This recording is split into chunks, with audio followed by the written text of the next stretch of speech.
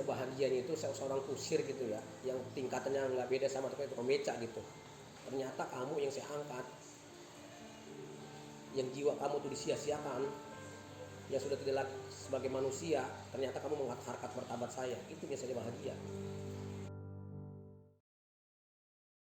Oke teman-teman dari Gerakan Nasi Bungkus, Assalamualaikum warahmatullahi wabarakatuh. Selamat pagi, saat ini saya berada di Yayasan Rehabilitasi ODGJ Panti Al-Fajar Berseri. Saat ini di sebelah saya sudah ada Pak Marsan, salah satu pendiri dari Panti Yayasan Al-Fajar Berseri. Sebelumnya yang ingin saya sampaikan di sini, introduction dulu teman-teman. Jadi kita tahu kalau kita ini kan tidak tahu kapan kita pergi menghadap Tuhan. Jadi tidak ada salahnya kita mempersiapkan diri dengan baik, berlomba-lomba dalam kebaikan, dan di salah satunya di sebelah saya sudah ada sosok inspirasi untuk kita semua. Langsung saja, selamat pagi Bapak Marsan. Selamat pagi. Gimana Pak, kabarnya sehat? Alhamdulillah. Walaupun Covid kita tetap dijaga oleh Allah Subhanahu Wa Taala, sehat semua termasuk binaan saya. Gitu. Alhamdulillah. Saat ini profesi Bapak sebagai apa di Panti Yayasan Al-Fajar Berseri? Ya, saya pendiri plus ketua juga. Pendiri plus ketua juga. Kalau boleh teman-teman tahu nih Pak, kan kita semua penasaran. Betul. Awal mula Panti Yayasan Al-Fajar Berseri ini berdiri, gimana sih Pak ceritanya? Sebetulnya ceritanya panjang tapi saya singkat aja ya. Saya dulu tahun 92 adalah seorang kusir. Ya, yang tiap hari pekerjaan saya menarik anak-anak usia TK di komplek. Kebetulan di situ ada tempat pembuangan sampah. Nah, di situ ada orang ODGJ yang sudah berbulan-bulan di situ, yang kondisi sangat prihatin. Nah, saya di awal pertama melihat tidak punya rasa iba, tapi ketika kedua kali saya melihat mereka sedang makan di kantong plastik yang digulungin lalat. Nah, di situ saya kepikiran tuh semalaman tuh. Ya saya juga nggak langsung ambil, cuma kepikiran aja gitu. Jadi hasil pemikiran semalaman, besok sore jam 5 bisa saya narik anak-anak, saya bawa pulang tuh. Saya cukur rambutnya yang begitu gimbal, mandikan, kasih makan. Singkat katanya saya rawat selama 3 bulan, dia bisa sehat, bisa kembali ke keluarga.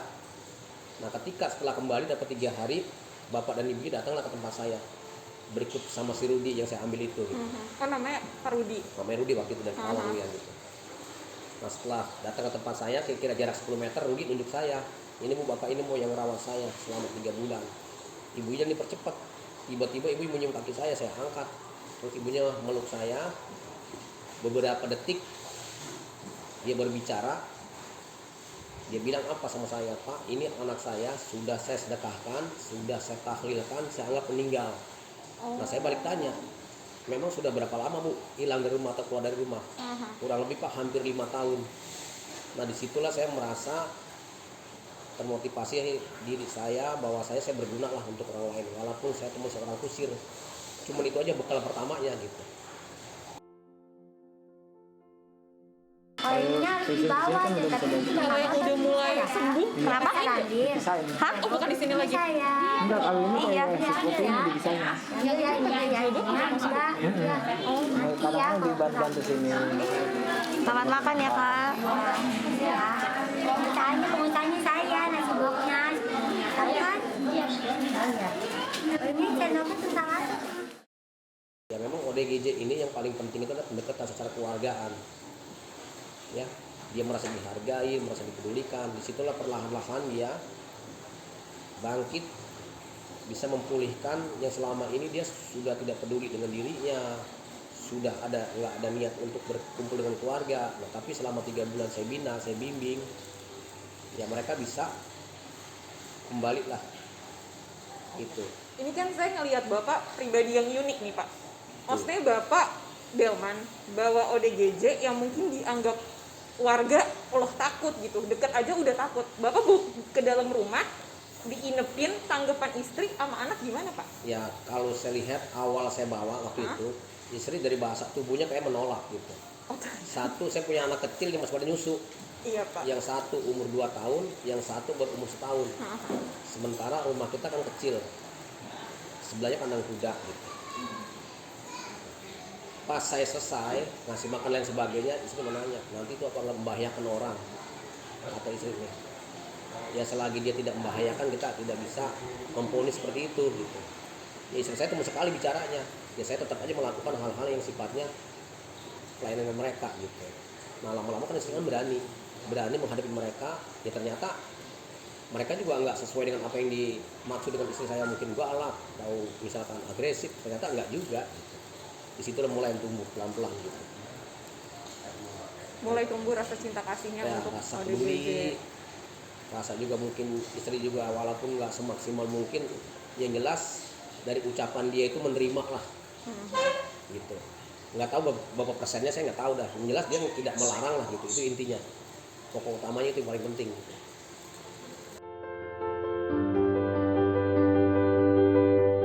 Ya pada waktu itu kan dari tahun 92 sampai tahun 2005 kan saya bikin barak-barak dah tuh ya, barang-barang bangunan yang seharusnya udah buat kandang ayam, kandang kambing saya pakai dah tuh buat barak-barak mereka gitu. Nah dari tahun 9 sampai tahun 2005 terkumpullah 20 orang.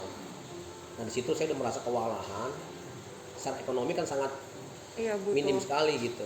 Akhirnya saya memutuskan ngomong sama istri, karena pada waktu itu saya ingat sekali, saya waktu itu kan ngutang beras tukang warung yang langganan tuh.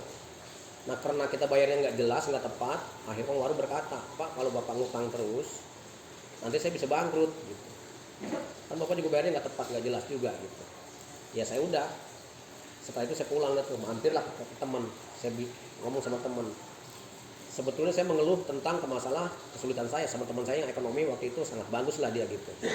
Nah setelah saya cerita, saya tadi dari warung ngutang beras nggak dapet gitu, saya berat banget tuh ngurusin mempanin orang-orang yang selama ini saya rawat gitu. Nah teman saya bilang apa, ya kamu orang gila aja diurusin, orang beneran susah.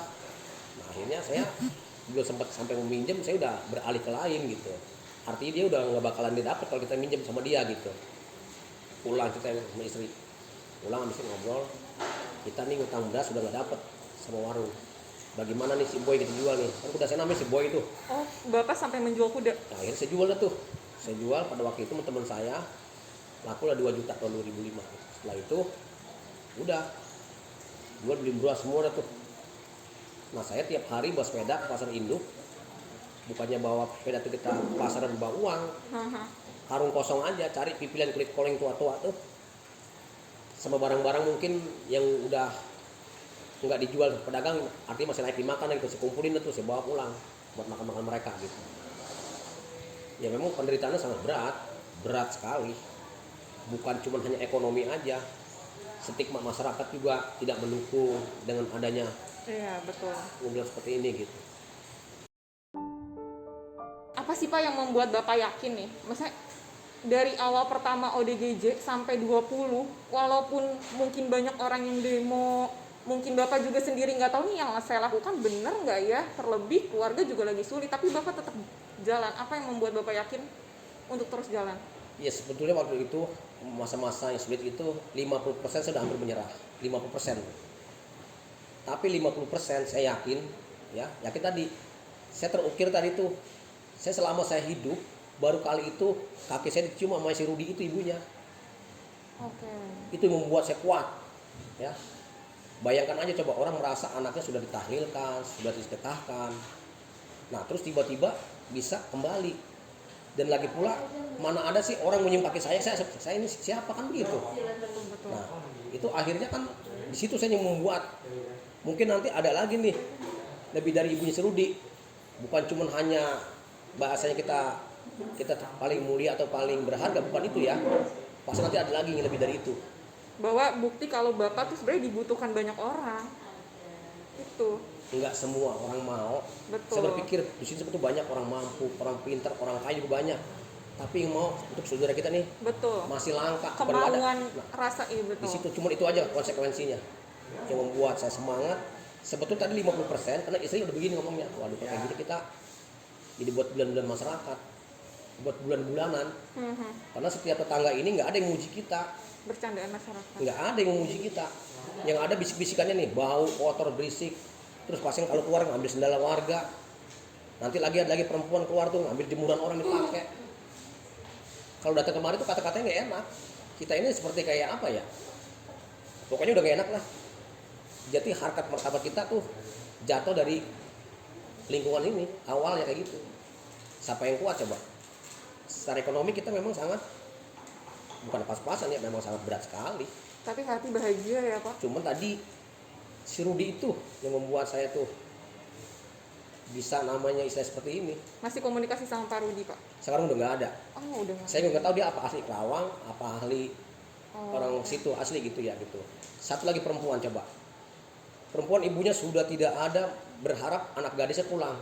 Orang Kalibata tuh. Udah hilang dah tuh, dia udah mengharap pulang. Ternyata kebetulan waktu itu ada pasien saya orang Pasar Minggu. Dia saya titip alamat tadi tuh yang pasien tadi perempuan tadi tuh yang dapat dari jalanan tuh. Nama, alamat, patokan sekolah kan gitu. Dicarilah sama orang yang pasien apa yang ada anaknya di rumah saya. Saya suruh cari, ketemu ibunya datang kemari tuh. Itu lagi tuh, waduh, saya sangat terharu sekali. Doanya itu. Iya betul. Padahal cuma doa, bukan kita berikan nih banyak uang, bukan, cuma doa itu aja ibu. Anak saya Pak seperti apa? Kalau nggak Bapak tolong. Dia perempuan gadis, umurnya baru 20 tahun coba. Hilang 6 bulan dari Kalibata tuh. Ada di sini, ada warga ngantar ke sini sampai bisa ketemu. Kebahagiaan dia itu, doa dia itu menyerap di hati saya yang nggak bisa terlupakan. Ya maaf itu ya, mungkin orang tua kita pribadi mungkin ya doa pasti doain, tapi nggak seperti itu. Iya, luar biasa. Ternyata di sini kita digunjangin orang ya, dicaci maki orang, tapi di luar sana tuh ada doa untuk kita. Betul. Doa itu ya Pak yang kita doa kejar ya. seorang Betul. ibu ya yang merasa ditolong anak seperti apa, itu mungkin benar-benar nyerap, itu mungkin bisa dikabulkan, bisa terbentuklah panti seperti ini. Saya tadi Mbak bilang memang nggak mimpi kayak karang seperti apa tuh nggak mimpi lah gitu. Dan Bapak mungkin bisa seperti ini karena doa mereka yang didengar Allah. Itu luar biasa kekuatan doa. Doa orang banyak, mungkin nggak semuanya dikabulkan, mungkin ada orang yang dimuliakan. Ya bikin dua barisan. Yang rapi.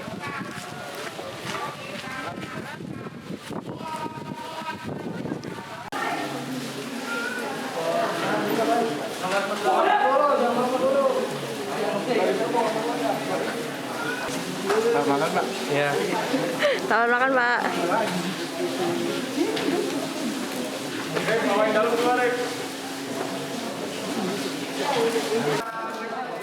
Ibu minta uang Bu, boleh? Oh masih dari mama ya? Iya. Oh ya tasnya jelek-jelek. Iya. Saya cari apa itu? Biar bisa pulang cepat Ibu. Iya. Selamat malam Pak. Kinanya di mana Mak? Apa? Kinanya di mana? Hah? Oh, gimana ya? Saya juga nggak tahu. Di Grogol Pak, Grogol. Bukan di Kemayoran. Enggak Pak.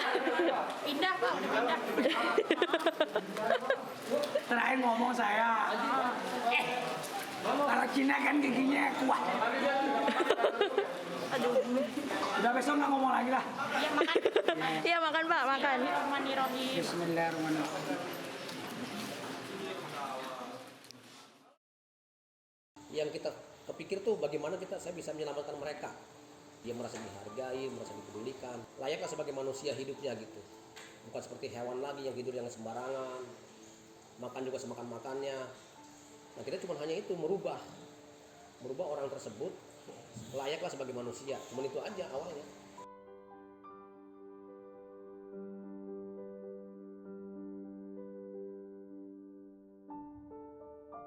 Kalau saya boleh tanya mimpi Bapak tuh apa sih Pak? Apa ya mimpi saya itu ya kalau secara mimpi secara apa ya sebetulnya ada mimpi ya gitu. Saya bahagia. Saat ini Bapak bahagia? Saya bahagia betul gitu. Kalau saya cerita saya nangis, masih nangis saya, pasti nangis. Aduh Bapak jangan, saya jadi bilang. Kalau saya ingat ke belakang saya nangis pasti. Apakah dulu Bapak nggak merasa bahagia seperti sekarang? Ya bahagia tapi dalam konteks ya nggak seperti sekarang gitu ya gitu. Saya bahagianya itu saya seorang kusir gitu ya, yang tingkatannya nggak beda sama tukang becak gitu. Baik pandangan masyarakat maupun pandangan dari pemerintah gitu. Nah saya bersyukurnya itu mengangkat harkat martabat orang lain, ternyata Allah mengangkat saya itu lebih tinggi lagi gitu. Serasa mungkin maaf gitu ya, serasa mungkin Kabupaten Bekasi ini belum ada masyarakat dapat penghargaan dari presiden. Tapi saya sudah dapat, itulah saya merasa bangga. Oh ternyata apa yang saya lakukan selama ini yang begitu berat penderitaannya, Allah tuh mengangkat harkat martabat saya gitu. Sampai saya dapat penghargaan dari presiden, itu kan luar biasa menurut saya di seorang kusir gitu.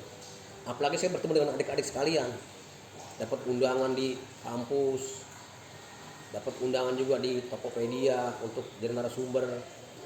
Sebetulnya saya siapa sih? Kalau kembali lagi gitu, kalau saya ukur ke belakang lagi, saya siapa? Seorang kusir gitu. Kok sampai seperti ini? Nah disitulah saya jadi merasa bahagia. Ternyata kamu yang saya angkat, yang jiwa kamu tuh disia-siakan, yang sudah tidak lagi sebagai manusia, ternyata kamu mengangkat harkat martabat saya. Itu yang saya bahagia. Makanya saya nggak pernah menolak. Siapapun yang datang Bapak terima. Siapapun yang datang, ya. Ada yang baru datang dia diantar oleh masyarakat ini dapat 2 jam meninggal di sini. Sebetulnya tuh bahasanya udah setengahnya, ya setengahnya bangkai lah kalau bahasa kasarnya gitu. Saya urus dengan baik. Ternyata mereka ini membawa berkah. Itu. Kalau yang saya pelajari ya Pak selama hidup, memang apresiasi itu justru datangnya dari orang-orang yang sudah paham dan udah di atas Pak. Jadi kalau kita minta dari warga, nggak akan pernah bisa tahu diri kita Pak, seperti itu. Ya saya cuma hanya 5 yang saya pegang. Iya. Mudah-mudahan itu saya bisa pertahankan, mudah-mudahan itu nggak keluar dari lingkaran situ. Amin. 1, pertama mau, 2 tulus, 3 ikhlas, 4 sabar, 5 bersyukur. Apa yang kita dapat, apa yang kita lakukan, apa yang kita perbuat, di antara 5 itulah. Nah ternyata setelah itu saya lakukan, yang harus saya genggam jadi 1 di antara 5 poin itu ternyata membawa berkah. Coba bayangkan aja 400 sekian orang. Kalau kita pikir pakai materi, secara finansial kita nggak mampu. Iya betul. Sekarang kalau 1 hari jangan besar ya, jatah mereka makannya 20.000 aja 3 kali makan. Kalau 400 orang ini udah 8 juta per hari, Iya. dari mana duitnya? Bayangkan aja. Tapi mereka ternyata sampai malam-malam tuh ya, itu bukan orang level kayak saya. Dia ustadz, dia juga termasuk orang semacam orang ahli kesehatan. Itu datang diajak istrinya malam-malam dibeliin makanan tuh. Waduh, saya bilang luar biasa ini. Magnet orang-orang yang 2 apa ini betul-betul menarik orang. Ya. Karena kalau yang saya tangkap di ilmu sosial itu kita udah bukan memakai matematika manusia Pak, tapi matematikanya Tuhan. Benar Jadi sekali. rezekinya selalu datang. Ya. Kalau harapannya Pak untuk kedepannya, untuk Yayasan Al-Fajar Berseri serta untuk masyarakat tuh apa sih Pak dari Bapak sendiri? Ya terhadap harapan ODGJ? saya ya kedepannya ini dengan adanya Panti Al-Fajar ini bisa berkontribusi kepada masyarakat, khususnya masyarakat yang memang dalam tanda kutip tidak mampu. Jangan sampai nanti mereka akibat tidak mampu untuk ke rumah sakit atau untuk berobat, atau juga mungkin ya ketidakmampuan untuk perawatannya akhirnya dibiarkan.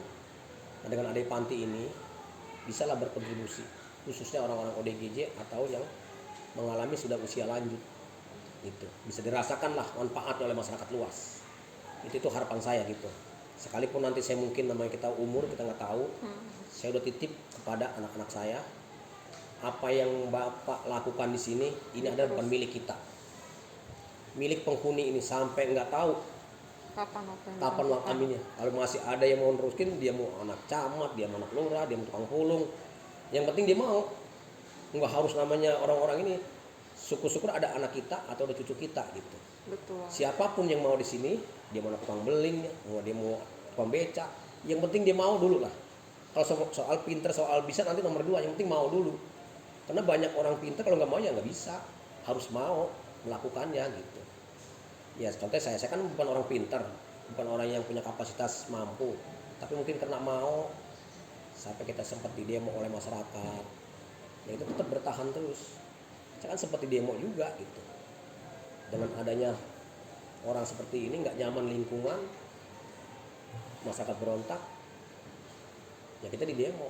Tapi karena kita tadi memang ada niat baik, bagaimana kedepannya supaya lebih baik lagi, kita benarkan, bukan berarti kita merasa Lebih baik kan begitu.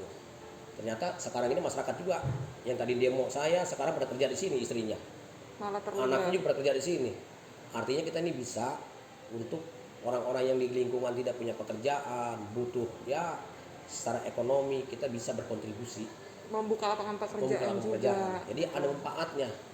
Kan saya bilang semoga panti ini bisa bermanfaat, itu intinya. Bermanfaat khususnya untuk orang lain dan juga bermanfaat untuk masyarakat sekitar. Itu harapan ke depan seperti itu.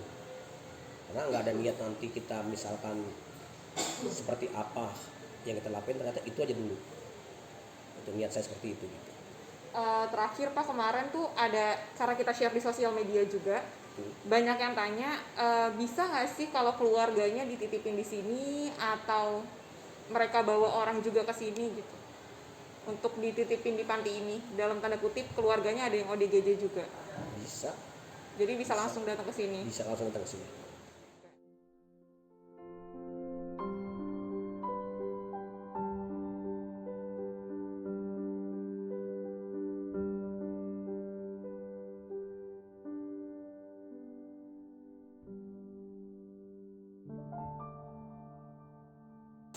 Oke, teman-teman, sekian dulu dari kami Gerakan Nasi Bungkus dan Pak Marsan. Terima kasih banyak. Wassalamualaikum warahmatullahi wabarakatuh. Terima kasih. Pak, kita boleh foto kan, Pak? Boleh. Foto ini.